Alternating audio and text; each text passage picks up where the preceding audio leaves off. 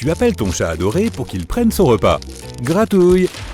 Soudain, tu entends de forts bruits de pas. La vaisselle sur la table à manger teinte à chaque coup. Un tableau tombe du mur. Est-ce un tremblement de terre? Non, c'est un chat de la taille d'un poney qui entre dans la salle à manger. Il a besoin de 10 fois plus de nourriture qu'un chat standard et il ronronne comme un tracteur. Non, Gratouille, arrête de te rouler par terre, tu vas renverser l'armoire. C'est un scénario possible pour l'évolution des animaux dans le futur. Le climat, l'eau, l'oxygène dans l'air et même la gravité sont des facteurs qui influencent le cours de l'évolution. Par exemple, les scientifiques prévoient que certaines espèces d'oiseaux perdront progressivement leurs plumes. À l'avenir, ils ressembleront à des sphinx avec un bec et des ailes. La même chose pourrait arriver à nos animaux de compagnie.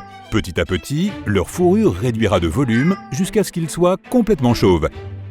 Les nuisibles urbains comme les pigeons et les rats vont devenir encore plus gros, de la taille d'un chat. Il y a quelques millions d'années, les rats avaient à peine la taille de ton petit doigt. C'est parce qu'ils se cachaient dans de petits terriers et devaient être presque invisibles pour les grands prédateurs. Aujourd'hui, ils vivent dans les caves confortables que les humains ont construites. Ils peuvent y créer des nids douillets et la grande quantité de nourriture dans les poubelles les empêche de mourir de faim. Ils se sentent donc très à l'aise et continuent à grandir en taille. Plus encore, les rats ont déjà développé une fourrure huileuse pour que l'eau polluée ou toxique puisse glisser sans leur faire de mal. Les mammifères qui se nourrissent de plantes, en revanche, risquent d'avoir la vie dure. Leur nourriture va progressivement diminuer. Avec le temps, il y aura moins de forêts et de verdure sur la planète, et certaines plantes disparaîtront complètement. Finalement, certains animaux comme les cerfs, les éléphants, les girafes et d'autres deviendront de plus en plus petits à cause du manque de nourriture.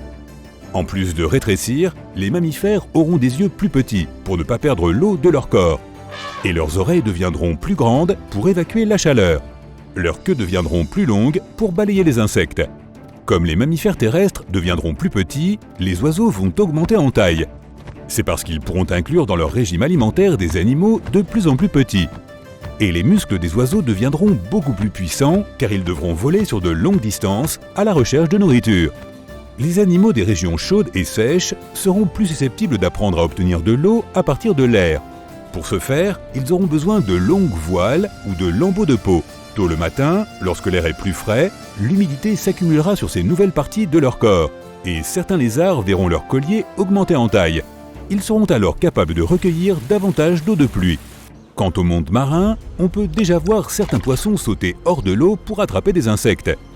Au cours de l'évolution future, les nageoires des poissons deviendront peut-être plus longues et plus fortes pour qu'ils puissent sauter plus loin. Et progressivement, ces nageoires se transformeront en ailes pour en faire de véritables poissons volants. Peut-être qu'à l'avenir, ces poissons chasseront de petits oiseaux. Pour ce faire, ils apprendront à retenir leur souffle plus longtemps et à voler beaucoup plus haut. Mais les gros poissons et les mammifères marins auront la vie dure. L'océan va se réchauffer et certaines espèces vont commencer à disparaître. Le plus grand habitant du monde aquatique, la baleine bleue, qui a la taille de 2 autocars, verra sa taille diminuer, car il y aura moins de nourriture pour elle dans l'océan. A l'inverse, la population de lézards et de reptiles va prospérer.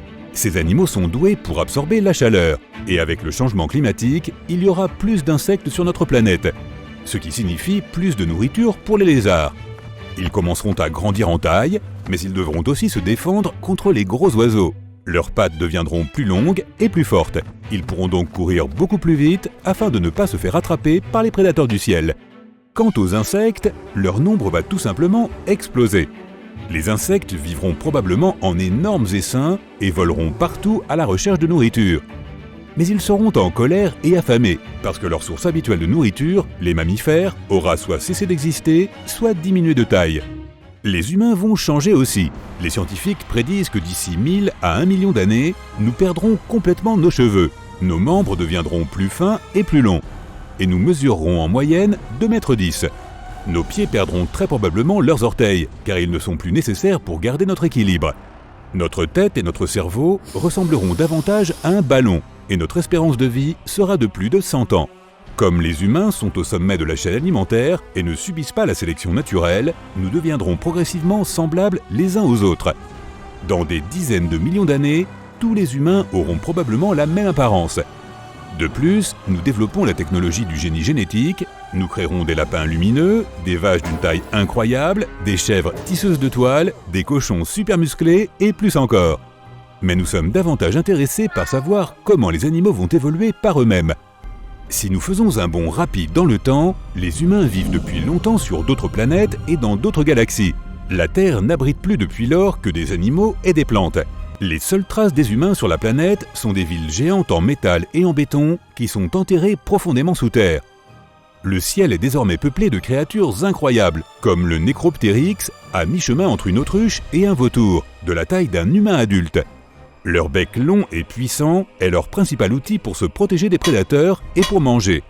Leurs pattes fortes, dotées de longues griffes, en font d'excellents coureurs. Cette créature peut marcher des dizaines de kilomètres en une journée. Le Necropteryx a besoin d'une fourrure ou de plumes chaudes, car sans les humains et l'effet de serre, la température sur Terre a désormais baissé.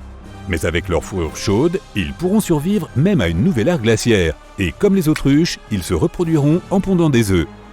Voici une musaraigne parachute. C'est une musaraigne ordinaire de quelques centimètres de long, mais elle a une caractéristique particulière. Un parachute au bout de sa queue. Lorsqu'elle est petite, elle vit dans le nid de ses parents, mais quand elle le quitte, elle se lance dans les airs et ouvre un parachute fait d'une fine fourrure. Les courants d'air chaud s'élèvent et la transportent. Elle peut passer jusqu'à 24 heures dans les airs.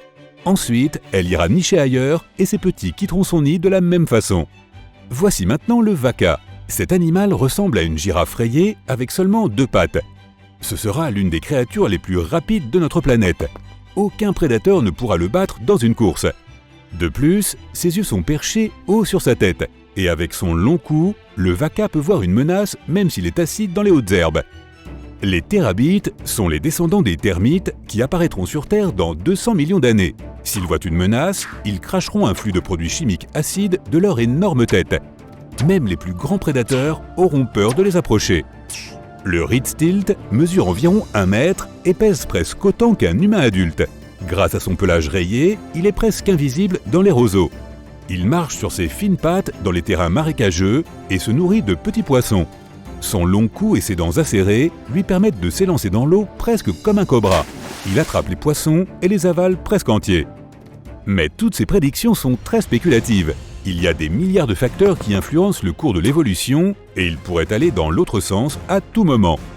Par exemple, un astéroïde peut frapper la Terre, provoquant une extinction massive et modifiant le climat de notre planète. Un petit pourcentage d'organismes survivants commencerait alors à s'adapter aux nouvelles conditions. Dans quelques millions d'années, nous verrions des animaux que personne n'aurait pu imaginer.